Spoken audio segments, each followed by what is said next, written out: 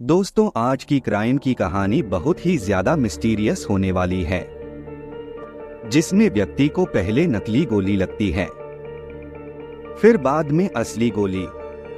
इस मर्डर में सोचने वाली बात तो ये है कि कातिल ने व्यक्ति को मारने के लिए नकली गोली क्यों चलाया और फिर बाद में असली गोली से क्यों मारा। तो दोस्तों, इस वीडियो में इस मर्डर की पूरी मिस्ट्री को समझेंगे। दोस्तों, महाराष्ट्र में एक चर्चित हिल स्टेशन माथेरान है। यह नेचुरल टूरिस्ट स्पॉट है। अक्सर यहाँ कपल घूमने आते रहते हैं। खासकर गर्मियों की छुट्टी में यहाँ बहुत से लोग घूमने के लिए आते हैं।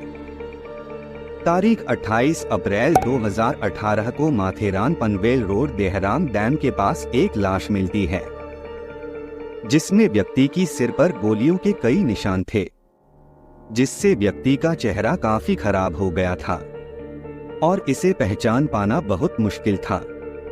उम्र से वो व्यक्ति 25 साल के आसपास का युवक लग रहा था, लेकिन वो लाश इस जगह कैसे आया और किसने गोली मारी और क्यों गोली मारी, ये कुछ भी साफ नहीं था।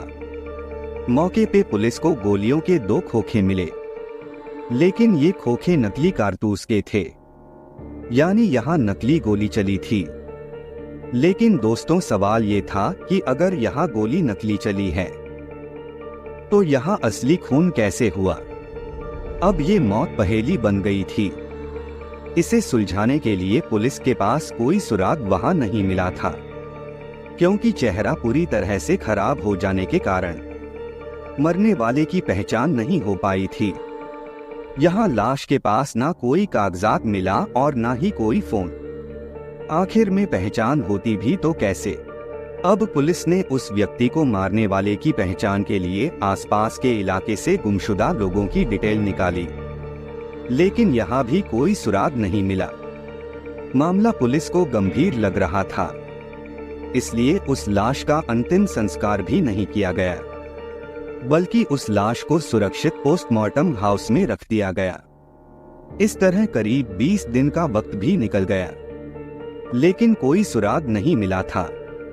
चूंकि जहां लाश मिली थी वो इलाका नवी मुंबई में आता है। उस समय के पुलिस कमिश्नर ने मामले की गंभीरता को देखते हुए जांच के लिए 4 टीमें बनाईं, पर कोई सुराग नहीं मिला। उसी बीच जांच टीम का एक पुलिसकर्मी एक दिन पुणे से मुंबई जा रहा था। उस समय आते समय उसकी नजर एक पुलिस स्टेशन के बाहर लगे एक पोस्टर पर गई। उस पोस्टर पर छपी तस्वीर और पनवेल माथेरान रोड पर मिली लाश में उसे कुछ समानता नजर आई। ये पोस्टर पुणे के येरवड़ा इलाके में लगा था। उस पुलिस वाले ने पोस्टर की फोटो खींची और फिर पोस्टमार्टम हाउस पहुंचा। फिर से उस लाश और पोस्टर को देखा। करीब करीब दोनों चेहरे एक जैसे थे। इसे देखकर उस पुलिसकर्मी ने पोस्टर में दिए नंबर पर फोन किया। कॉल एक शख्स ने उठाया। उसका नाम अनिकेत आर्णे था। उससे पूछा गया कि लापता होने वाला शख्स कौन है। उसने बताया कि वो मेरा भाई है। उसका नाम ओंकार कुंदन आर्णे है। उसकी उम्र 21 साल है। वो शादीशुदा है और यह 27 अप्रैल से लापता है। ये बात सुनकर पुलिस पूरी तरह से चौंक गई थी। अनिकेत आर्णे की वाइफ सुधा इस केस को लेकर चुप क्यों है। फिर जांच शुरू हुई तो पता चला कि उसने येरवड़ा पुलिस स्टेशन में पति ओंकार के लापता होने की सूचना दी थी। सुधा ने पुलिस स्टेशन में बताया था। ओंकार और सुधा नवी मुंबई जा रहे थे, लेकिन रास्ते से सुधा घर लौट आई थी। इसके बाद ओंकार कहीं चला गया था, लेकिन फिर कभी घर वापस नहीं लौटा। ओंकार एक ऑनलाइन डिलीवरी कंपनी में काम करता था। इसके साथ ही ओंकार एक्टर भी था।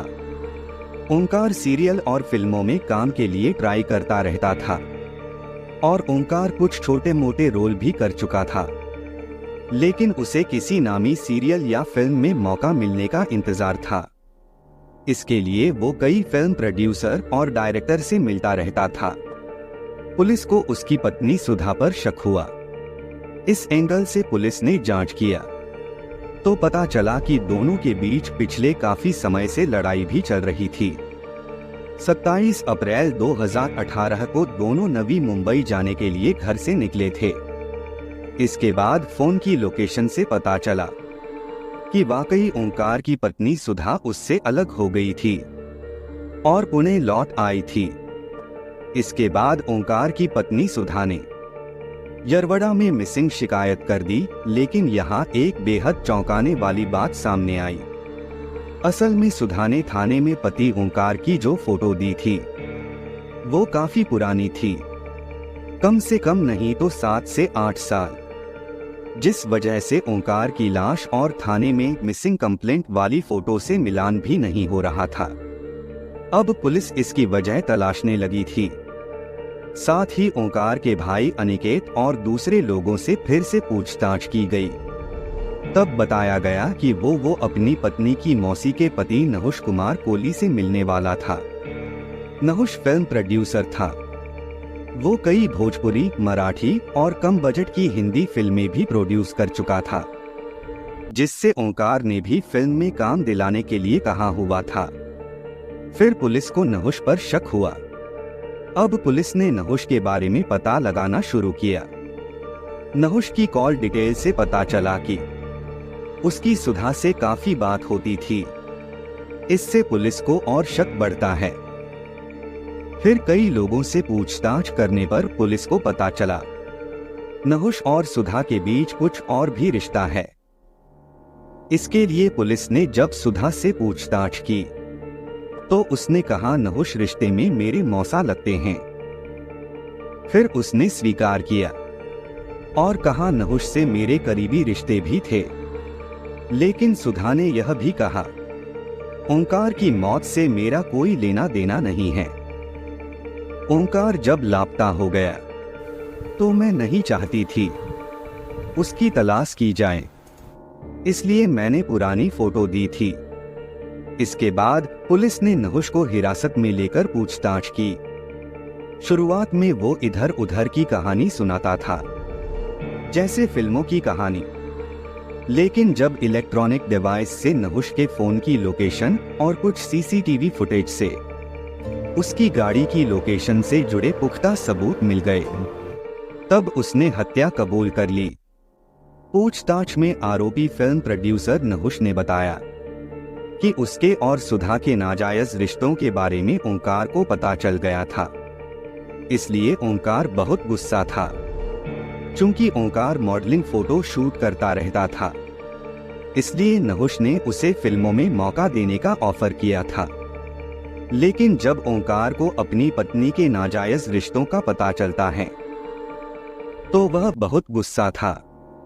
इसके बाद नहुष ने ओंकार को एक फिल्म के सिलसिले में माथेरान की तरफ जाने की बात कहकर अपनी कार में ओंकार को बैठा लिया। उस समय कार में ड्राइवर के अलावा नहुष के 2 बॉडीगार्ड भी थे। रास्ते में बात करते हुए ओंकार नाराज होकर बार बार कह रहा था कि तुम्हारे और सुधा के रिश्तों के बारे में अपनी मौसी को बता दूंगा। इस बात से नहुष डर गया। जब कार डैम के पास सुनसान झाड़ियों वाले रोड पर पहुंची, तभी ड्राइवर ने कार रोक दी और ड्राइवर शौच के लिए झाड़ियों में चला गया। उसी समय ओंकार भी कार से बाहर आकर शौच करने चला गया। नहुष को यही सही मौका लगा। वो भी गाड़ी से बाहर निकलता है और ओंकार के पीछे से फायरिंग कर देता है। यह गोली ओंकार के पीठ पर चलाया, लेकिन ओंकार के जिस्म से कोई खून नहीं निकला। फिर ओंकार पलटा तो नहुष ने सीने पर गोली चलाई, लेकिन इस बार भी गोली चली, लेकिन कोई खून नहीं निकला।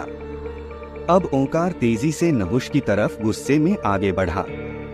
उसी दौरान नहुष ने अपने बॉडीगार्ड की गन लेकर ओंकार पर गोली चला दी। इस बार गोली लगी और ओंकार लहूलुहान हो गया। इसके बाद नहुष ने सिर में फिर से 2 से 3 गोली मारी, जिससे यहीं पर ओंकार की मौत हो जाती है।